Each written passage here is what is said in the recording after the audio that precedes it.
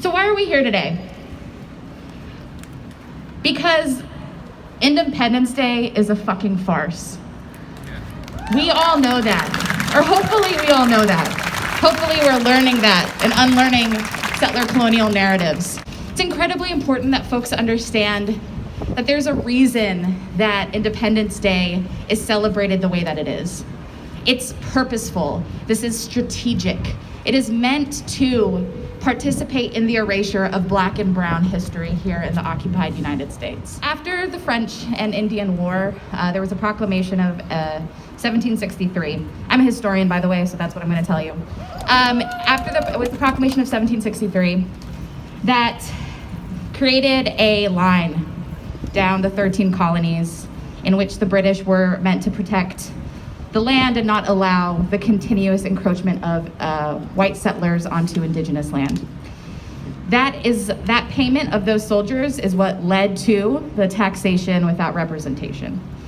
Colonists were taxed to pay the soldiers that were attempting to keep colonists off indigenous land. When you learn about the Boston fucking Tea Party, those colonists dressed like our Mohawk relatives, they fucking came in brown face and poured tea into the harbor. That was strategic. That was purposeful.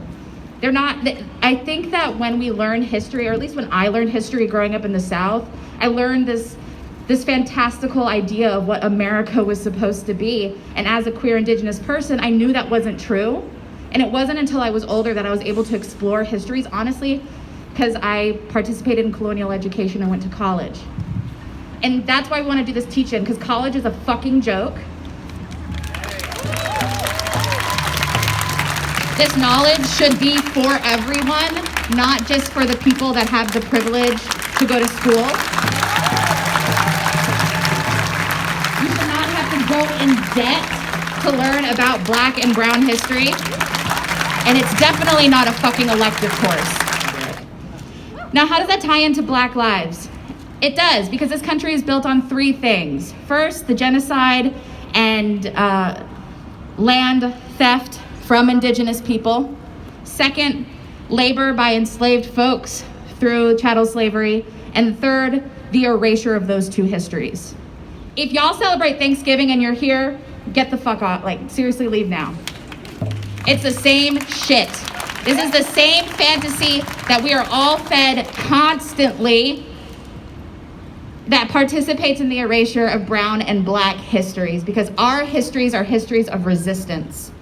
So we see the dehumanization of indigenous people on this great celebration of Independence Day, and we see the dehumanization of Black lives by not even being included in the narrative. We don't need your fucking fireworks unless they're resistance fireworks, and then I'm into it. We don't need your fucking barbecues. Please, God, don't do that shit. This is gonna happen every year until people stop celebrating this stupid fucking holiday. Yeah, and I think everybody here knows that this day is bullshit. This is a white supremacist holiday. It celebrates terrorism, genocide, murder, disenfranchisement, stealing, colonization, imperialism, everything that America stands for, right? We're not free. We're not free while children and families are being tortured and abused and locked up for migrating. We're not free while Black trans people are denied housing, jobs, they're attacked, robbed, murdered with no justice. We're not free while the military coerces poor Black and brown people to join to kill people overseas. We're not free while people are being pushed out of their homes and replaced with redevelopment, quote unquote, which we know means gentrification. We're not free under capitalism. We're not free while children are being surveilled in schools. We're not free without the abolition of police, ICE, and prisons. If you're not supporting us with our businesses, with our culture, if you are further criminalizing us, I'm gonna say it again, you are part of the violence, okay? Gentrifiers rebuild a narrative around what they want to see in a neighborhood that they have gentrified. Not only is that shit super ugly and super violent, but that's so entitled for you to think that after you have gentrified our hoods, you know what is best for us, you know what we should have here, how we should be served, what should be here, what shouldn't be here.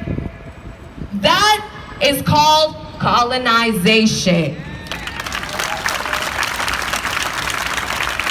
And the ways in which gentrifiers go along this is, as people said, with the police and politicians, who we know who will face the brunt of the violence at the end of this. The longtime black and brown residents of Brooklyn, of Flatbush, who are criminalized.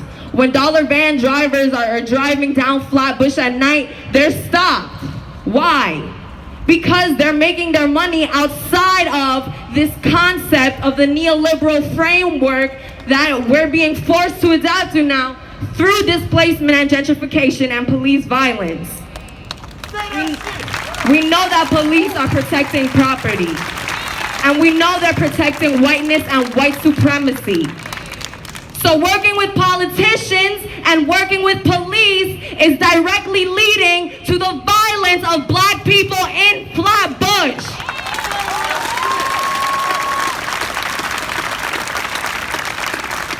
Stop calling on these police, because we are facing the violence because of this.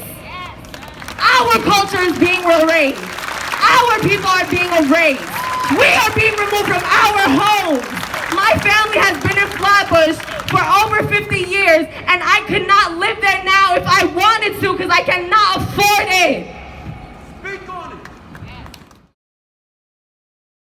Are y'all mad? Are y'all mad? Are y'all angry? I'm talking about black power, I'm talking about abolition. What's the mission? What's the mission? Therefore, strategically, we have to become ungovernable. People should not keep judging people by their skin color. It's like, it's not even right. And if you are scared to be a part of this movement, welcome to my world. I'm scared every day. We are going to keep on fighting until we make a difference. Until all black kids can actually play in the park without somebody calling the cops on them.